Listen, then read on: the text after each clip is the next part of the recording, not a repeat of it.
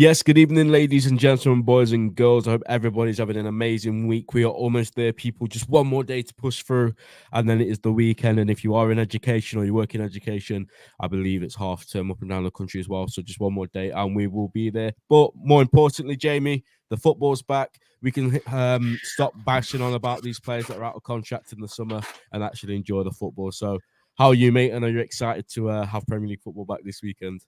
Yeah, I'm doing good. Yeah, like international football is the worst kind of football. I'd rather watch women's football than international football, and I don't mean that horribly, by the way.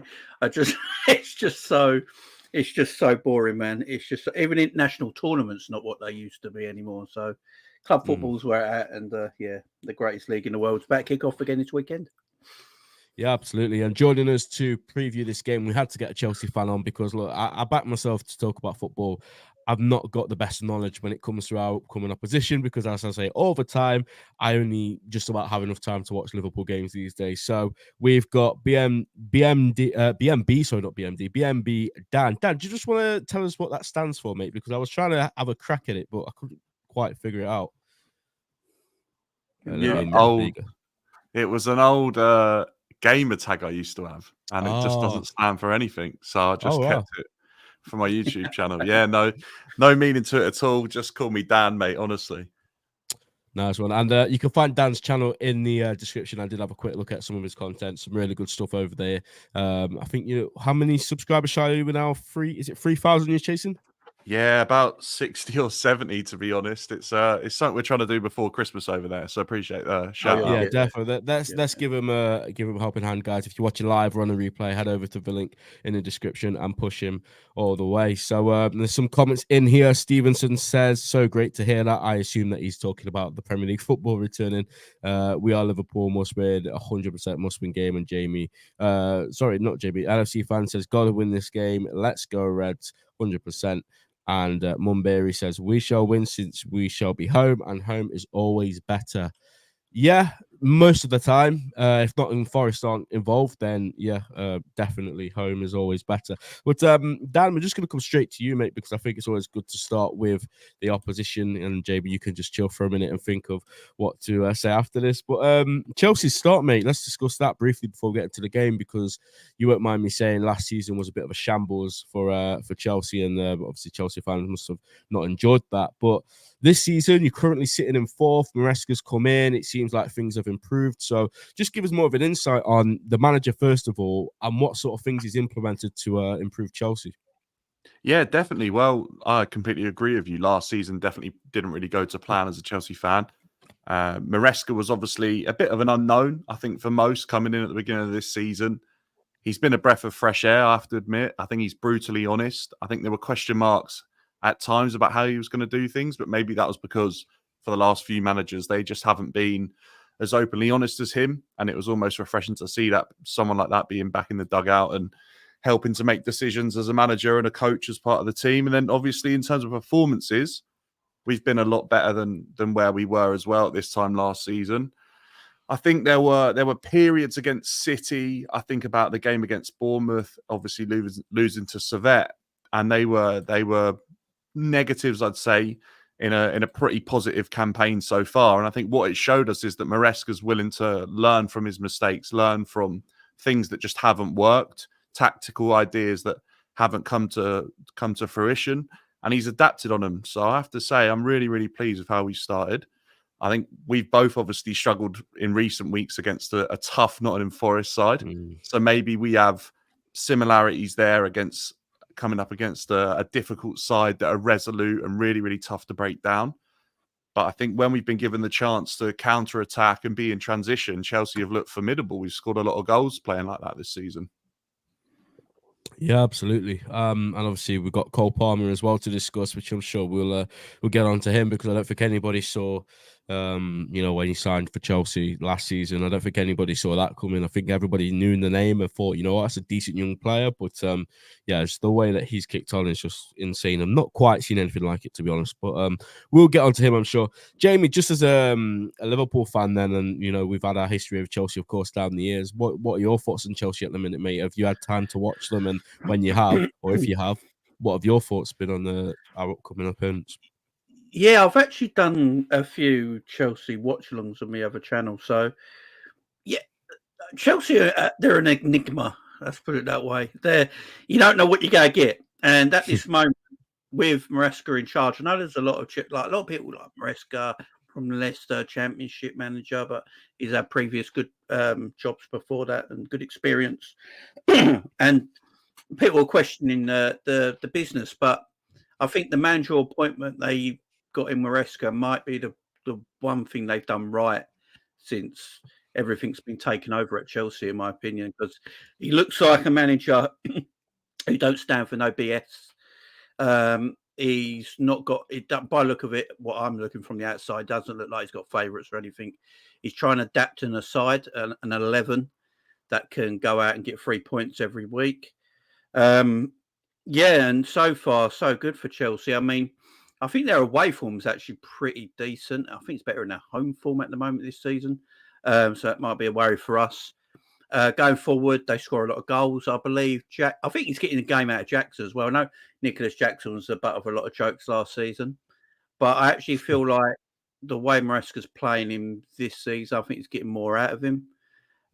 He's trying to get Palmer closer to Jackson. Their partnership is actually, I think, the most lethal partnership in the league at the moment. They're scoring goals and they've got good players. My thing with Chelsea, and it always will be, the games I watched, I think defensively, Chelsea still have a lot of problems defensively as a team. They do concede a lot of chances. I remember doing the Bournemouth game. Bournemouth were more clinical in a day. That could have been a 3-point game for Bournemouth. The Wolves, I know they smashed Wolves in the end, but in the first half, I mean, Wolves could have been 3 or 4 up. There's games where I watch with Chelsea that I think you can still get them at defensively, but they got that attack at the moment. I'd say Chelsea and Liverpool probably got the best attack in the league, personally. Got a lot of options there, same as Liverpool have. And yeah, Maresca's doing well. It's just going to be Liverpool's toughest test, no doubt about it. I think Chelsea have finished top 4 this season. I said that in the summer. They got too much talent there. And I think Maresca's starting to get it right. And also, I think the way they're looking at getting talent in, I think they're learning from their lessons now and trying to get players in that will improve their 11 instead of just squad players. And some of the squad players are not really playing now. So, yeah, Maresca's doing a good job so far. And it is going to be tough on Sunday. Yeah, no, absolutely no doubt about that. I think as well, like, yeah, like you say, I think he's coming straight away and the improvements have already been there for everyone to see. And Palmer, like we mentioned, he's just doing an absolute madness. And we look at Chelsea's results. Obviously, they lost to City on the opening day 2-0, but that could happen to any team, you know what I mean? Like, we wouldn't want City on the opening day. But then since then, Dan, you beat Wolves 6-2 away, drew to Palace 1-1. You beat Bournemouth away 1-0. You beat West Ham 3-0 away. You beat Brighton 4-2 and drew to Forest 1-1. So it's a real mixed bag of results right there. But after the international break, obviously, I think for us, it's come at the wrong time because we were sort of well into our form, and you are as well. That was your only defeat at the start. But do you think Chelsea are going to be able to come back into this game sort of forgetting almost about the Forest 1-1 and sort of kick on and get maybe, I don't know if it would be classed as a shock result because realistically you're not far behind us in the league, but I'm sure it would be in terms of, last season, the way that we beat you at Anfield. Do you think Chelsea can come back into this game straight away off the international break and get a result? The international break is probably the issue there for me. I think last season we struggled off the back of international breaks under Pochettino. I mean, it's a different story. I'm just trying to think who we played off the back of the last international break. And I don't think it was that bad actually already. But I just think Liverpool is a different kettle of fish compared to who we've already played, bar Manchester City. And I think that's going to be the biggest issue for me is how we play against the side with immense quality. Because the last game against Manchester City, I could see issues in our team where the quality isn't quite up to the level of teams that are good enough to win the title. That being said, if there's an opportunity there to be had for Chelsea to have an open game, to have opportunities where they can play the ball in behind, they can counter attack, like I've already said, then I think Chelsea have a chance in the game. I think if Liverpool are really resolute, like you've been this season, and only conceded 2 goals, and you make it difficult for us to break down, like Nottingham Forest have done, we may struggle. But look, I'm more confident going into playing Liverpool this season than I probably was last year. And at last year, we obviously got a draw, and the cup final was close, but then obviously the Anfield game was a bit of a rout. So yeah, I feel a bit more confident, just probably because I feel more confident with where Chelsea have been this season. But I think it's going to be an incredibly tough game, as it always is, going away to Anfield. Yeah, 100%. And Jamie, we've already alluded to this, that this is Arne Slot's biggest stuff, at least in the Premier League. We've had some tough games. We've been to United. I don't really think that's classed as a tough game these days, to be honest. But we went to the San Siro as well, got a result there, which you mentioned in the last show we did, is kind of gone under the radar a bit, and I fully agree. But in terms of the Premier League, okay, we've had a really nice start in terms of fixtures on paper, at least. I know Forest beat us, but on paper, you would have, said that's a great start. This is where it starts now, isn't it, for us? This period coming up, and it starts on Sunday against Chelsea. I feel like this time next month, me and you will be able to sit here and we'll have a much better picture on, okay, where we actually are, and if we are going to be up there come February, March time.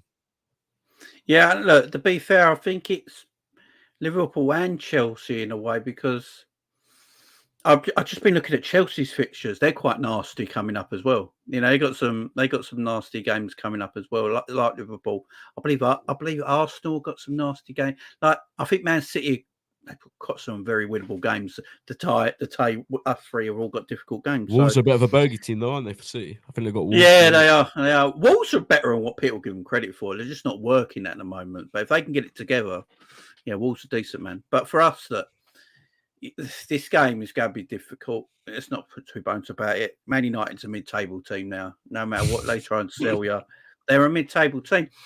Look, they keep going, oh, it's all Ten Hag's fault. Look, guys, would any of you have a single Man United player?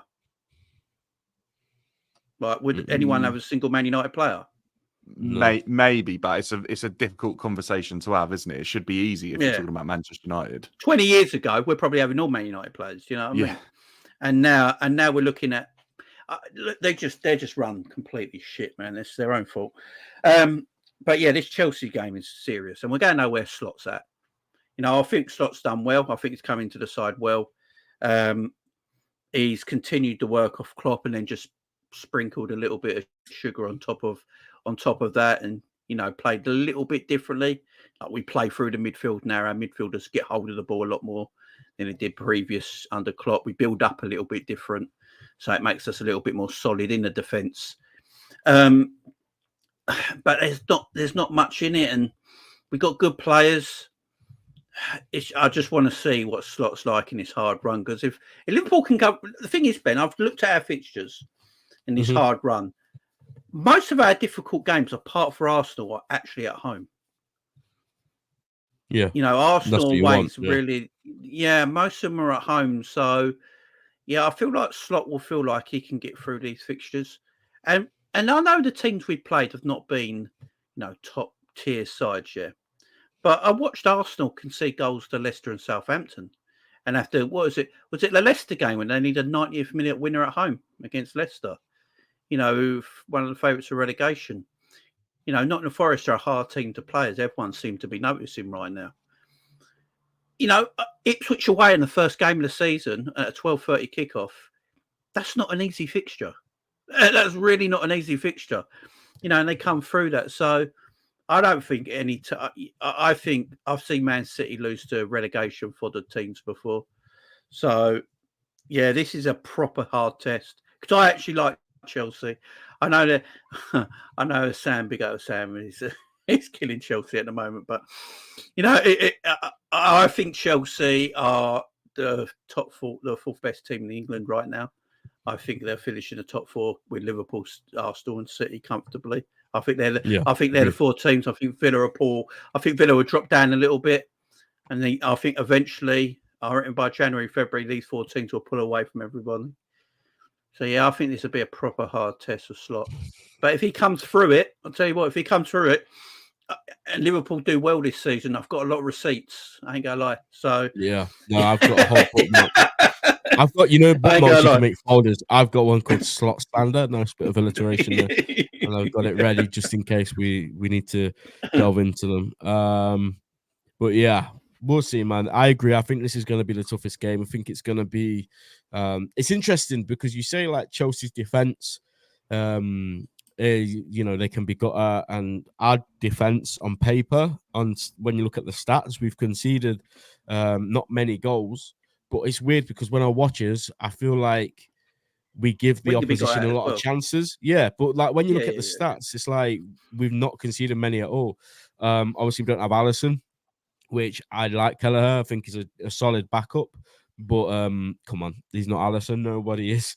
So that's another factor. But I feel like this will be a low scoring game. I feel like if there's a winner, it will be 1-2 goals, absolutely maximum. I don't think anyone's going to blow the other team away. I think it's going to be a bit cagey. Obviously, like we say, just after the international break, I'm not sure what Chelsea's situation is with their players playing games, but pretty certain most of ours that went away played. So it'll be interesting to see if Slot, maybe rest a couple of them because you've got to manage minutes. I mean, Alexis McAllister, how he was playing, or at least in the squad for Argentina, like on Tuesday when we play on the Sunday, is absolutely mind-boggling to me. I feel like whoever makes that decision should have just said, "Nah, he's not going. I'm sorry." I know people are very patriotic about the country and say, "Oh, that comes first." I feel like the club that pays your wages, that puts you down on the contract, should actually have priority, to be honest. But that's a completely different story.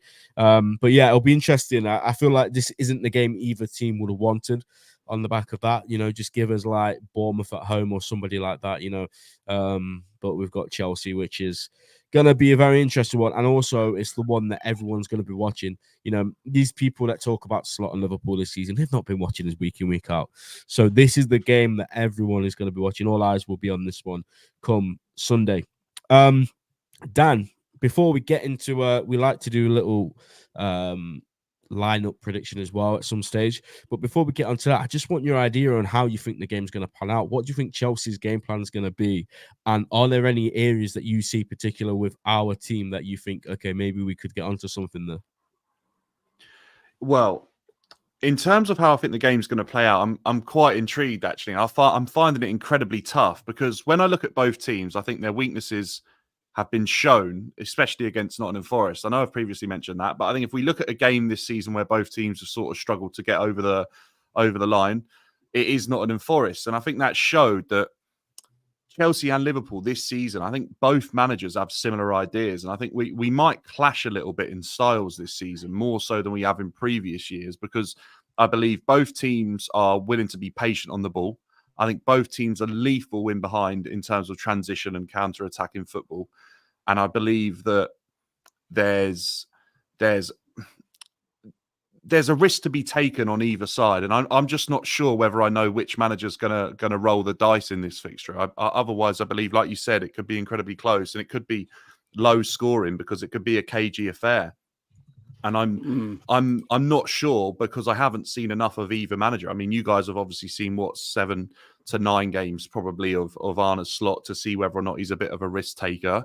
But in terms of what I've seen from Enzo Maresca, I've seen him take a couple of risks in terms of where he's asked players to play tactically in terms of inversions and rotations.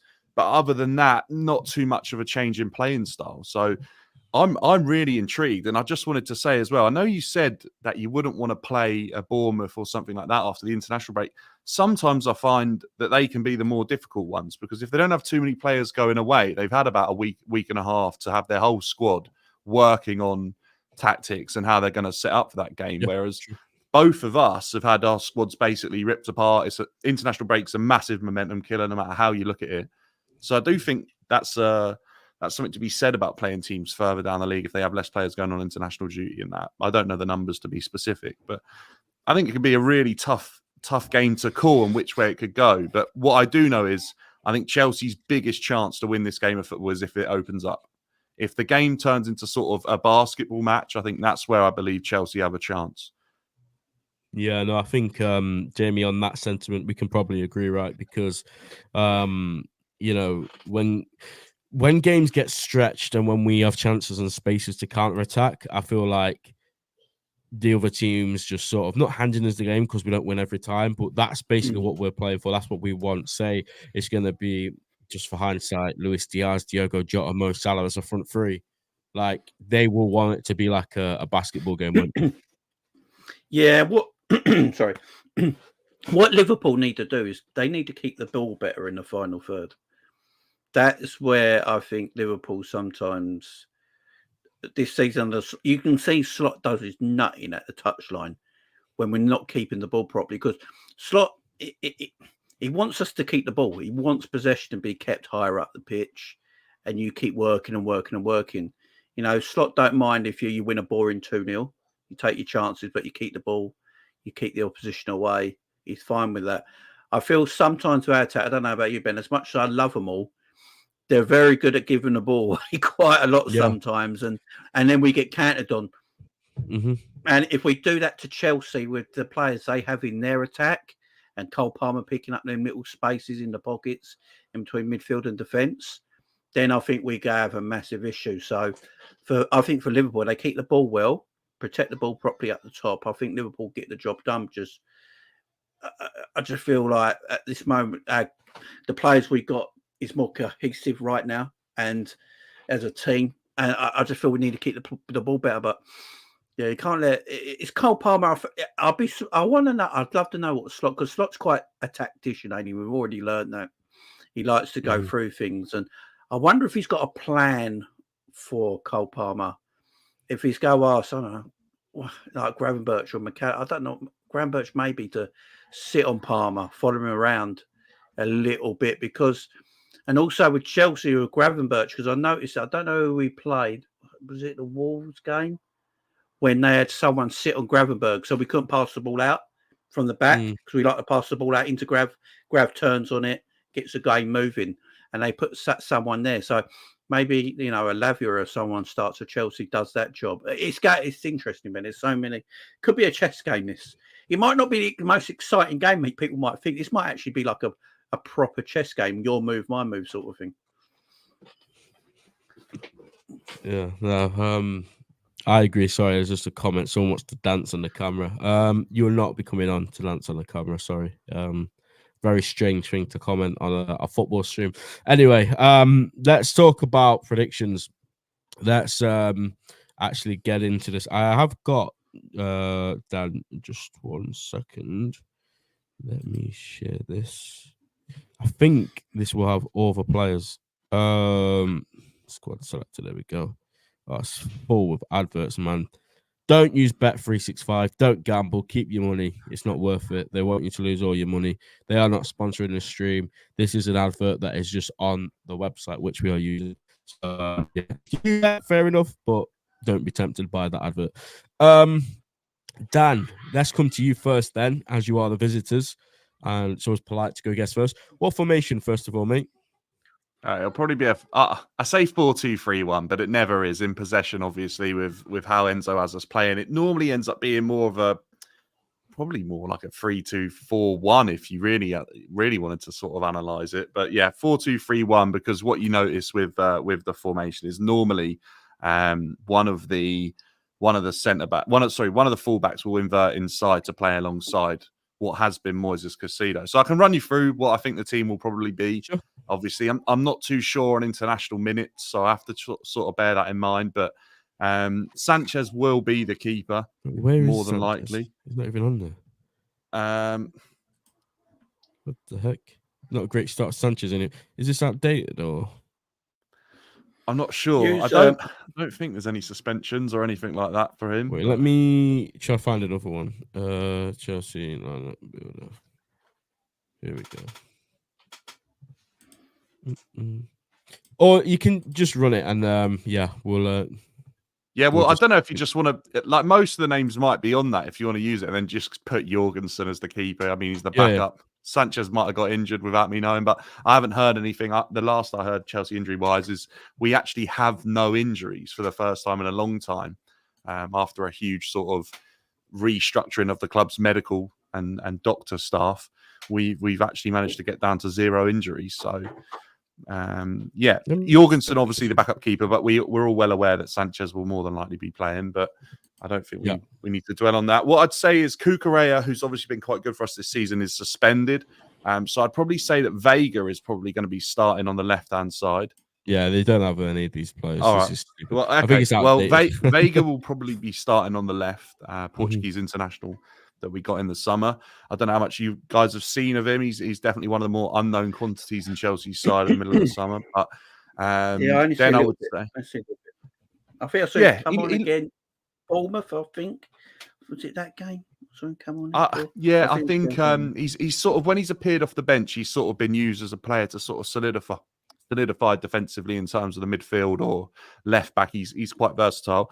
I then think defensively we'll have a partnership of Levi Colwell and Tosin, who was previously at Fulham because Wesley Fofana is also suspended. And then on the right, I believe Malo Gusto is fit. However, Reece James is apparently also fit and in first team training. So look, if they deem him available and ready to play, then I think Reece James will take priority in that position. But for me personally, I just don't tweet new era loading again. Do you know what? I just don't think Reece James has played enough football to warrant walking straight back in the side these days, because I think there's a bit of a lack of confidence around how many minutes he's actually able to play. And I also think last season, albeit he didn't play many games, there was a little bit of a disciplinary issue. I think he had 2 red cards in about 10, 11 games. So it's not great, is it? Considering you're not available a lot at the same time. But we all know how good he can be on his day, but probably be Malo Gusto. Then in terms of central midfield, it'll be Moises Caicedo and probably Enzo Fernandez. However, Lavia, another player who's been absolutely riddled with injuries, is deemed to be fit for this one. And I'm intrigued to see whether or not Lavia starts, because I believe Liverpool's midfield's a little bit more mobile for the likes of Enzo Fernandez to be able to keep up with. And I know Jamie was saying, would someone be put on sort of Gravenberch to make it more difficult for Liverpool to be able to play out of defence in some situations? And I think Lavia or Caicedo could be deployed higher up to make that a little bit more tough. It's all sort of going to come down to fitness on that one. And then across the front, sort of 4 attacking players that have probably been Chelsea's most vital positions this season. We're going to see probably Madueke out on the right, Cole Palmer in the 10. We'll see Sancho out on the left and Jackson up top. But what tends to happen is one of the left backs will sort of come into the midfield to make it a double sort of pivot there. And then you'll see Enzo Fernandez has been playing probably more sort of as a left-sided 10, to be honest with you. So he's been playing quite advanced, which sort of gives us that sort of 3-2-4-1 formation, if you like, when we're on the ball. Yeah. And defensively, we pretty much set up in a 4-4-2 and try and make it tough for teams to play through us. But as you said a little bit earlier, individual errors have definitely been creeping into this Chelsea side. And I think that's something Liverpool will look to counter on.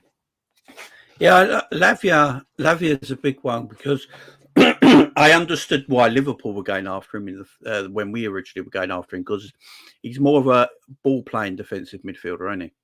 That's more his strengths. Like, he can play the 6, he can play the 8, he's got a bit more mobility than Caicedo has, and he can get passes in between the lines a little bit better. So he's massive. If Chelsea have got him fit and available alongside Caicedo there, I literally think that's probably Chelsea's best midfield pivot in them two there. If them two play, I don't know about you, Dan, but that's how I look at it from the outside anyway. Yeah, I mean, funny enough, Enzo Fernandez probably had one of his best ever Chelsea games against Liverpool at the start of last season. He absolutely sort of ran the midfield, but ever since then, he's flattered to deceive, to be honest. He's never really got to the level that we all sort of expected him to get to for the price that he moves. So I think you're bang on. I think we, as Chelsea fans, we're sort of believing in the promise that Lavia has shown, albeit in only a couple of games. He's just really struggled with injury. And it's ironic, isn't it, that actually Caicedo and Lavia are 2 players that we were both sort of battling it out for in terms of transfers last summer. Dan, I did watch your most recent bit of content on YouTube, and I think you was not happy with Fernandez and the price you've paid and players that you've let go that could have played, and you could have maybe saved yourself 80-90 million. But yeah, I mean, Enzo, I remember, Jamie, for us, he was a player that all of our fans, there's that famous image of Caicedo, Enzo, and Jude Bellingham as Liverpool's future midfield, and obviously we went 0-3. 0 for 4 if you want to include Lavia, 0 for 5 if you want to include Zubimendi. But we're happy with what we've got in the end, because Gravenberch, I think, has been the best out of all of those players this season. Long may it continue, hopefully. But yeah, are you just finishing on that Chelsea lineup that Dan's predicted? What do you think would be, their biggest threat to us? And are there any particular players? Obviously, we're going to say Cole Palmer that we have to look out for. But yeah, what do you think their real danger zones are, mate, for us? It is that, look, it's Casado winning the ball back quickly and he distributes the ball quicker now than I think he did last season. Like, he's getting the ball now, and he's like, Maresca's basically told him, look, get the ball, then get it forward as quick as you can, because we've got these 4 up top, and that's where all our damage is coming from. So I think Liverpool need to stop the ball in. It's not about stopping a person. It's not about stopping Cole Palmer exactly. It's stopping the balls coming into him. That's what I think Liverpool need to stop. They need to stop that, because if Cole Palmer gets it, he's got the ability to run at oppositions, play the ball into them wide areas, and especially if Neto and Sancho's playing, Neto and Sancho like to cut inside as well. And then you've got the overload on the centre backs. You've got Neto and Sancho cutting in. You got Cole Palmer around the edge, and you got Jackson making the runs off the shoulder, which he likes to do. So that's dangerous, and that is why I keep saying Liverpool in the attacking third have got to protect the ball better. I love Mo to bits, but Mo sometimes thinks he can run through a human being, and it drives me mad. It's like, Mo, I love you, but you can't literally drive through a human. He's not a ghost, And that's where, if we have that overload and we are getting forward, because we're at home, so the energy will be with us to put our stamp on the game. So we might step forward more than we need to in times. And if you lose the ball with them 4 going forward, and I think that's the same with Chelsea. I think Chelsea fans probably feeling the same. If they don't protect the ball in that final third enough, and they got the overload, leaving Salah and Diaz and Jota and all that to just run at them, that's dangerous as well. That's why I think it's going to be both Slot and Maresca are both going to look at it that way, and it could just cancel each other out, and this could be the worst 0-0 you've ever seen. I don't know. I think it's going to be an exciting game. I think it's going to be exciting. I think you make a really interesting point there, Jamie, where you're saying that if Chelsea do give the ball away in like an attacking area, and that you're sort of defensive third, where we've got a defender, sort of that left back who keeps inverting in probably Vega, which has been Cucurella, they sort of vacate that sort of space where Salah is so clinical and so dangerous. And that's where I'm really sort of looking to see how Maresca manages that, because if he asks his defender to keep stepping inside to that midfield position, they're going to be leaving a lot of space where arguably your best player occupies 9 times out of 10 on a pitch. So in transition, I worry how quickly sort of Vega will be able to get back in. If you're in a race against Salah, you don't have much of a chance. So if I was a Liverpool fan, I would probably be looking at that area of the pitch as Chelsea's biggest weakness in terms of if you're going to have a chance. Yeah, I hear that. I think Liverpool do that with Trent a little bit. Like, he hasn't done so much this season, but he can. So if McAllister wants to go a little bit further forward, he will come and sit alongside Gravenberch sometimes, and we leave that free at the back, don't we, Ben? Where it's like they spread out and we have the double pivot and then the forward. So I think it's the same sort of thing. We almost got similar game plans in the way we play, just different personnel. Yeah, absolutely. I think you're bang on. I think it's just, it's getting used to it as well, because we're still so early on into the system, and obviously Slot's come in, and he said so many times he's trying to keep as much of what we do like the same as what Klopp did, but obviously he's adding his own little twists here and there. So yeah, I think it's just going to take a while to get it 100%, and we're top of the league as it stands. And to be honest, I think we've still got 3, 4, 5 gears to go up here. I've been impressed with what I've seen so far, but I don't think it's been like spectacular. I think we've got through games, we've managed games well, apart from Forest, of course. But yeah, I think this team, the way there's so much more space for this team to improve, and that's exciting for me. But Jamie, we're gonna just do our quick prediction, because we all know what this is gonna be. So I just put Kelleher in there for now. Defense, Jamie, Robbo or Tsimikas? You gotta be Robbo, innit? Can I say? I would say, look, I think for the big games, you have to play Robbo. For the big games, you have to play Robbo. I like Tsimikas. My worry with Tsimikas is, I don't know about you, Ben, I think he's probably a little bit better on the ball at times in the crossing department than Robbo, but he always gives stupid fouls away. when he Oh, doesn't he's need to. brainless. He's And it brainless. drives me mad. So no, you got to have Robbo in the big games, yeah, no doubt. Robbo at left back. 100%. I think he's the slander that Robbo gets is he's regressed. Of course he has. It happens with all old players, but come on, Been there 8 people years talk. almost. He's Yeah, go exactly. regress. I can fill in the rest of this. I'm pretty sure. Yeah, there's not this much is debate with Virgil tonight. that. Same with the 6 is obviously going to be Gravenberch, I think LCMs. are you worried about McAllister For this game, yeah, because he's had this I would have been, but issue, hasn't he? Curtis Jones has just had a baby. Well, he hasn't had the baby. His girlfriend's had the baby. No, But, big okay. Has he been training? I don't know. It's McAllister's got to play because I think the partnership between Graven, like we're all talking about Gravenberch a lot this season, and rightly so. But when McAllister goes off in a game, you see the difference in our team. We lose control. 100%. He's so important. Yeah, and he's going under the radar a little bit.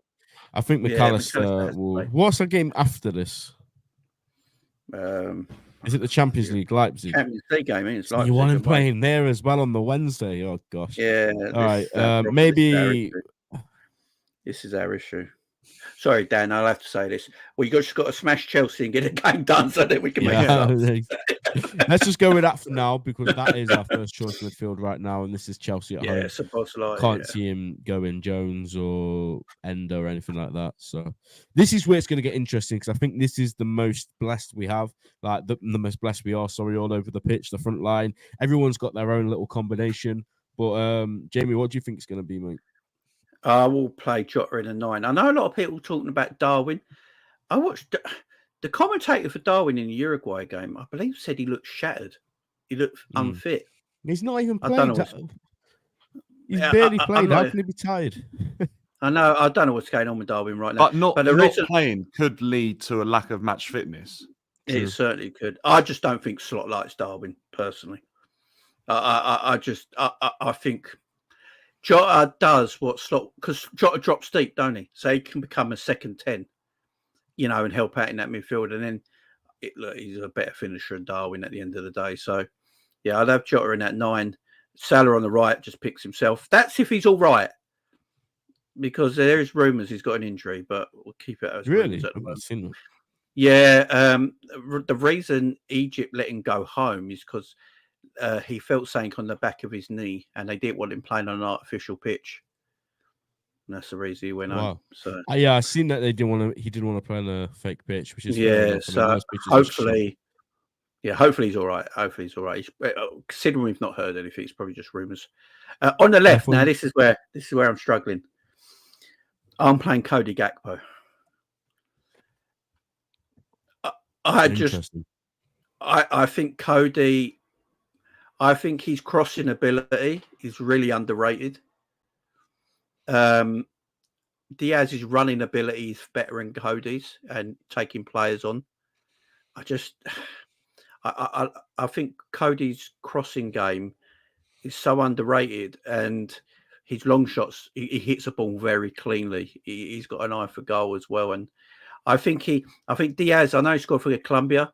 But last couple of games, I think Cody's been a little bit more informed than he has for Liverpool personally. So I'd go Cody. That'd be my 3. But I think the boss will probably go with Luis Diaz. But I don't think you can go too wrong either way, to be perfectly fair. So they both offer you something different, but they're both in full. Yeah, to be honest, I think what Gakpo has played this season, he's done really well, to be fair. And I think I'm in a position where obviously you see on Twitter, people have it's like a player FC thing. You have to like one and not like the other. I like them both. I think they're both brilliant players in their own right. Like you say, both different style of wingers. I think Gakpo is probably more old school, whereas Diaz is more like, giving the ball and going to do some tricks and try and make something happen. Diaz has been brilliant at the start of the season. And who would he be coming up against? So Reece James, I guess, wouldn't it? Reece James, probably not. Probably more likely Malo Gusto for the majority. Who's very good as well, by the way. He has been, although I'd say he hasn't probably started this season in the form that he finished last. I was just looking at your team there, and obviously you got an embarrassment of riches going forward. It's unbelievable, as we all know. But it's really interesting to see because Chelsea obviously have a lot of players in terms of the options we've got to alternate between who we could play. And it's interesting listening to you two discuss it and how many different options you've got. I don't know whether you've ever seen anything like this, but Maresca's playing 2 different squads, basically. In our cup competitions, we almost have a secondary 11. And it basically sort of means that players like Nkunku and Pedro Neto and João Felix, like they're not even in contention to be starting our Premier League games. So it's just interesting to hear how your squad rotations work in comparison to what Chelsea are doing right now. I can't believe Nkunku doesn't start, like guaranteed. I know Jackson's obviously having a good start to the season, but I'm not saying that he's anything like this player. So if you're watching this, please don't get triggered. But when we let go of Firmino, all our fans were calling to sign Nkunku to replace him. So, and from what I've seen of him at Chelsea, obviously he scored. He was one of the only players that could hold his head up high last season at Anfield. Scored a really nice goal. Yeah, I thought that, in fact, I think he scored in a cup game or something, and I put him in my FPL thinking, oh, that's it now. He's going to be in the first team, but yeah, he's not been started. We should go in for him. We should put a bid in. I like Nkunku, but do you know what I think it is? I think Jackson is more involved in the game for 90 minutes, maybe. And maybe that's what it is. I think Nkunku's more of a killer. He's got that deft of touch, especially in the box. When he's in the box, he's got the ability to go around people in the box in tight areas, which is not many people have. But I feel like maybe with Jackson, Action Jackson at the end of the day, maybe he feels like he's more involved in the game for 90 minutes, and that's why he gets the call at the moment. I think what Maresca seems to really like, and I think Pochettino at the same time did with Jackson, is he's actually effective on the pitch, even if he's further away from goal, if that makes sense. I feel like if he's on the halfway line, he's willing to turn, hold up the ball, or turn and beat his man and carry the ball sort of 30, 40 yards. Whereas I don't really see that as being a huge part of Nkunku's game. I feel like if you're in the final third and you're dominating a side, Nkunku's a brilliant player to have. So I feel like his performances are probably sort of more limited to the type of opposition we're going to be playing. He's actually our top scorer this season. It's just in all competitions. In the Prem, I believe, off of 120 minutes, he's only got 1 goal, which was actually almost a complete and utter mirror of the goal he scored against you guys. He'd come on against Bournemouth as a sub and scored that. So, yeah, an interesting one. It's I'm not sure how long we'll be able to sort of progress alternating 11 for 11. I'm sure eventually players are going to start asking questions because I actually think he'd be perfect for a couple of teams in the Premier League because they obviously dominate the ball, and he's the type of player that when you are dominating the ball that much, he's an incredible player to have, I think. Perfect. Yeah, I agree. I think he's really good. We'll finish off talking about this game just one moment because there's just something that we need to briefly discuss at the end. Let's have a score prediction, and I don't know if you usually do them, Dan. Some people don't like doing them, but I'm going to put you on the spot. I'm going to ask you for one. Chat, everyone that's still watching, there's still 27 of you here in the building. First of all, make sure you smash a like because it will go a very long way for the channel. And then also leave your score prediction as well. I'm going to put mine. In fact, no, I'm just going to say mine in a moment. But yeah, Dan, putting you on the spot, mate. What is your score prediction for Sunday? I'm going to hope that we manage to come away with something. As much as I'm definitely feeling that we're probably more of the underdogs in this one, but I'm going to say a 2-2 draw. I feel like this game could open up, and then I think if it does, the goals could fly in. There we are, 2-2. Any scorers? Anyone you think is going to score? Yeah, Salah seems if he's fit. I mean, he always seems to score against us, doesn't he? He seems to like playing against Chelsea. I think there's a little bit of a bitter taste left in his mouth for the way he left. And I have to say, hopefully Cole Palmer manages to sort of maintain his form because all of a sudden there were doubters after the England games. Wow, interesting. Okay, so 2-2. Jamie, what's yours, mate? I think we get it done 2-1. I think we go 1-0 behind, though. I think we go 1-0 behind. I just feel like you said, Ben, recent games, we have let in goals that have been given offside really early. And yeah, I just feel like we might get caught. But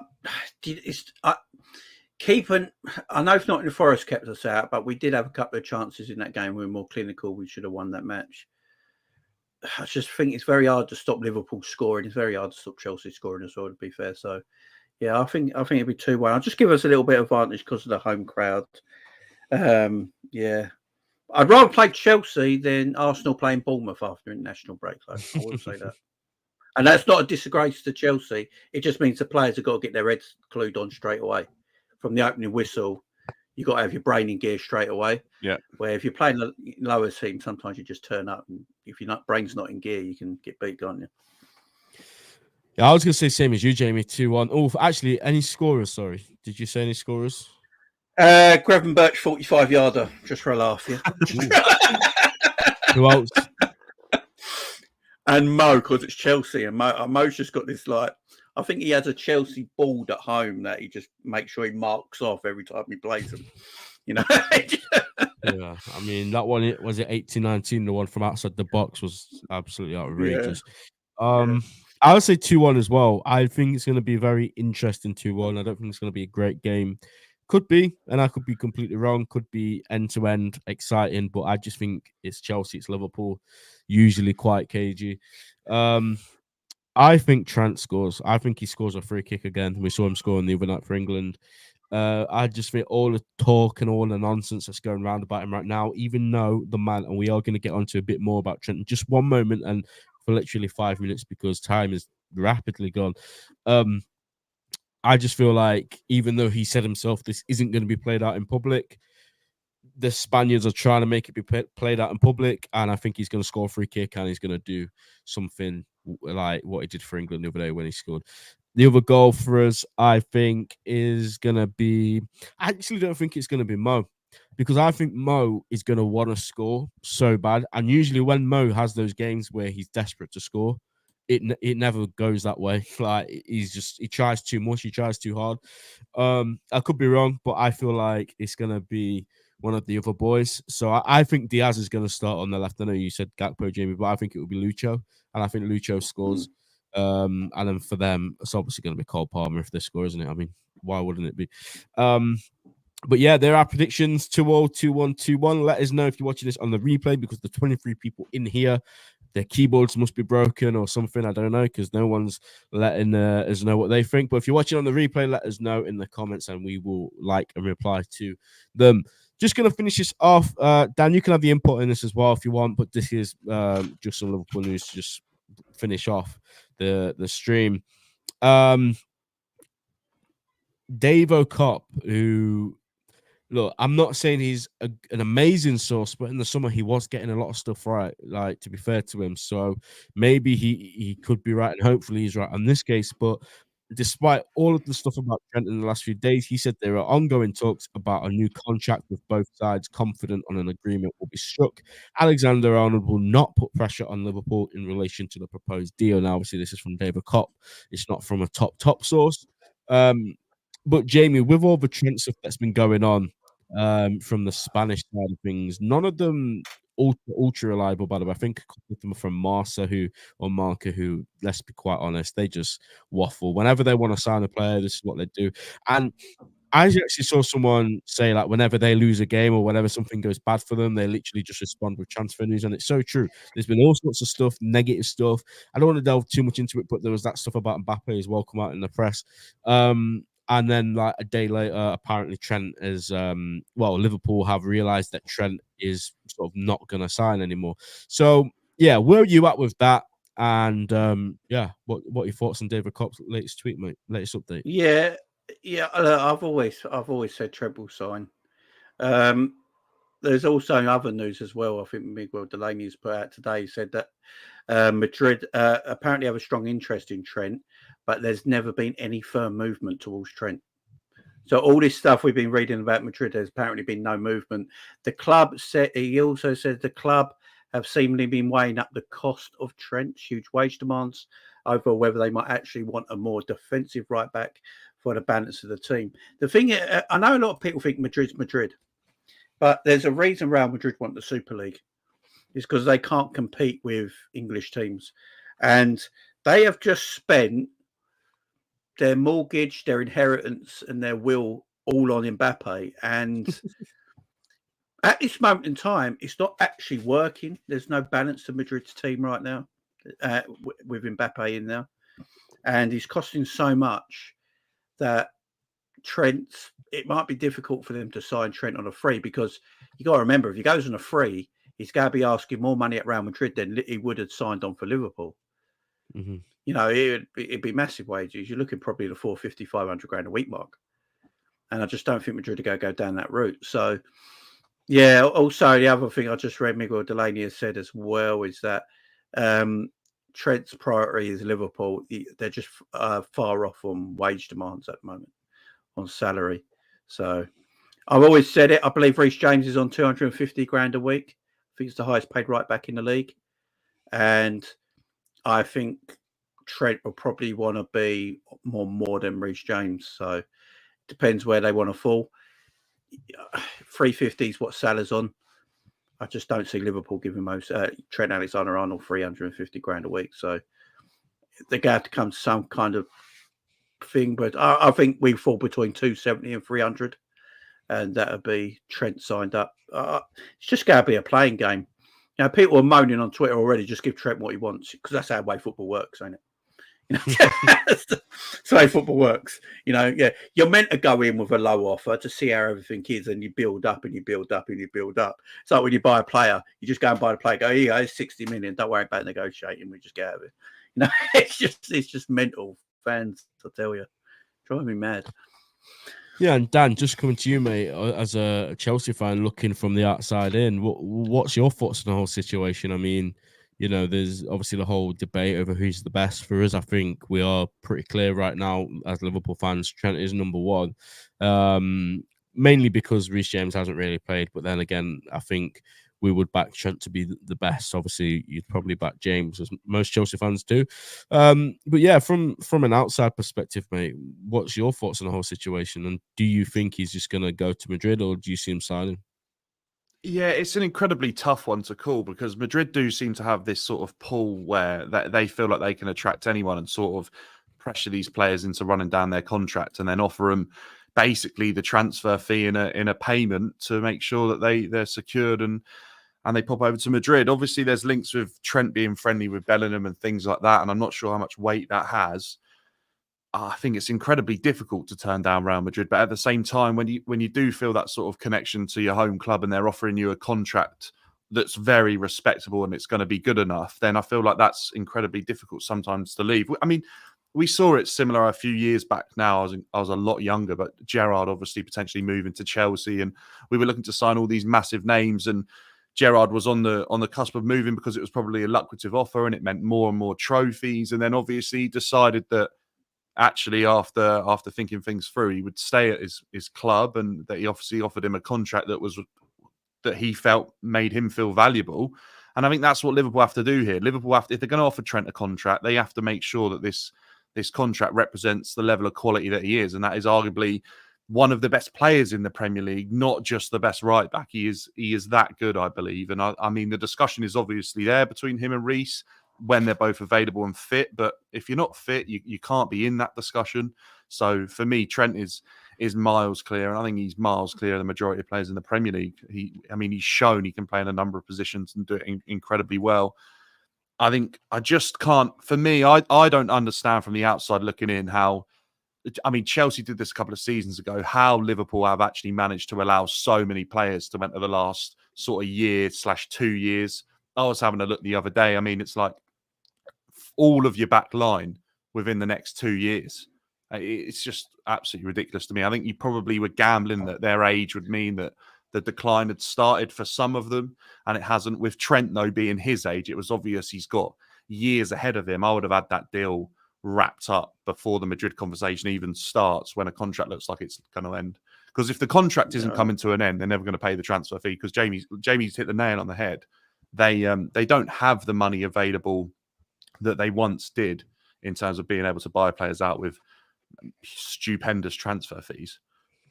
No. Yeah, no, I agree absolutely everything both of you have said. I feel like there's a lot of stuff going on about Trent right now, and a lot of fans they seem to have come to the conclusion that he's going based on a couple of mouthpieces from Spain, which I find just incredible, because you know the same people said that Declan Rice was going to Bayern Munich and all of these other things, even just last summer or summer before, whenever Rice was still at West Ham. So, like I said, Trent has said before in an interview that this is not going to be a public thing. I don't understand how people feel that these Spaniards would know without, you know, our journalists being briefed. You know, I don't think Trent Yeah. signs a pre-contract. People are like, oh, but what if he signs a pre-contract in January? If Trent is going to go to Madrid, there's no like deadline for him to sign a Doesn't need to do it. pre-contract. He can just sign it as soon as the season ends. He's played the last game. He may have said goodbyes. Touch wood, this doesn't happen. He can just do it then. I don't think when the season's going on and we're like in a good position, Trent would be like selfish enough and as disrespectful enough to just do that to the club that made him the player he is. I don't see Trent. I don't know Trent on a personal basis, obviously, but one thing I do think Trent wouldn't do is that I think he would honor Liverpool if he was going to go, and he'd try and do things, and it wouldn't be nice, but I feel like he would at least try and do things the right way, not faking back problems like a certain Brazilian did. He's not going to go on strike or anything like that. I think it would be done at the end of the season when all the football's finished. He's not going to sign a pre-contract and he's not going to be sold in January. Like, people just want to make these scenarios in their heads to get clicks and to force a conversation. But in my honest opinion, I don't think anything's changed since 3-4 weeks ago. I feel like the club have probably made offers to all three of them. I think Joyce and a couple of others did confirm that, and they haven't reached the amount that they want. And that's how negotiations work. You're going with a low offer. Okay, no, that's not quite what we want. This is what we want. And then you come back to the table. Like, there's still 6 or 7 months left of Trent's contract. This could happen tomorrow. This could happen next month. This could happen at the end of the season. Like, until we know what's happening with Trent Alexander-Arnold, I'm not going to say a bad word about my favorite player because we don't know. We could all be sat here looking silly, and let's hope that that's the case for some of you guys on Twitter, by the way, because quite frankly, some of the stuff that's been said about Trent today has been absolutely disgraceful. And by the way, if he doesn't sign that extension by the end of the season, I've seen people suggest that he doesn't play. Are you mental? So you want to be in a title race, you want to be in the race to win the Champions League. Yet, if he hasn't signed a contract extension, you don't want him to play. Yet you're saying in the same breath that it's Liverpool FC, not Trent Alexander-Arnold. And if he goes, the club goes on. Well, if it's Liverpool FC, surely we want the best players on the pitch to win trophies. So that's my little rant about it. Personally, I don't think anything's changed. I don't think we're any closer to any sort of closure. And when the time comes for him to make the decision, I'm sure we'll all know. We don't need these Spaniards putting these things out. I've seen that he's on the front page tomorrow. Marca, Liverpool have accepted that Trent's not going to accept. It's just to sell papers. It's just to get clicks. That's all it is. But anyway, let's hope that's the case. Can I ask you a question on that, Ben? Of course you can, mate. Yeah. Obviously, the contract situation, I saw it with Chelsea in the last couple of years. If players are running down their contract, then Chelsea tried to get them off the books and they basically banished them. We saw it with Conor Gallagher and a couple of other players, Trevor Chalobah and players like that have obviously been banished from our first team. Obviously, none of them are quite as instrumental to the team as Trent is. And I'm not sure whether or not that happens. But if it's looking more and increasingly likely that Trent could leave and he isn't going to sign the deal, and behind the scenes, that's obviously going on and we don't know what's going to happen there. If the news sort of breaks that he might leave, would you rather get money for him in January? Or I don't know where you stand on PSR and FFP and that, but would you rather get money for him in January, or would you rather just sort of let him see out the season and wish him well at the end and sort of say, look, we've messed up there and we deserve not to get anything for him? Yeah, that's the way we would do it. I'll come to you, Jamie, if you want to say that. Yeah, if contracts didn't... Look, in a few weeks' time, we hear like, all right, Trent and the club just can't agree on a deal, and unfortunately, it looks like Trent will be leaving Liverpool at the end of the season. He'll still play every game. He'll still play. Liverpool won't look to get anything out of him in January because there's nothing financially to get out of him from January. Madrid are probably not going to pay for him in January when they get him for stuff like that. The only reason I say that, Jamie, is because I think all this, as we know, kicked up like last week because of the Carvajal injury, and it looks like he'll be out for the season. So obviously we don't know how desperate Real Madrid are, but they obviously tried it last year of Mbappe and put in that offer of a decent amount of money to Mbappe, and PSG said no, and then they ended up losing for that and withheld his wages and stuff, and it's all gone to court. I just wondered if Real Madrid did offer a bit of money, do you think it would tempt your board into selling him? I don't know, I really don't know. I don't think the club would. Liverpool fans don't like the board as it is, so if they can't sign a contract, they're going to be on their neck anyway. And then if they sell him, it's it's going to be even worse PR disaster. So I think they wouldn't sell him and let him go for free at the end of the season. But let's hope it don't come down to that. But yeah, we won't put him in the cold or anything. He's one of our best players. I mean, he'll play every week, and Trent won't. And Trent will play the best of his abilities. He won't have his head down or anything. I wouldn't have thought.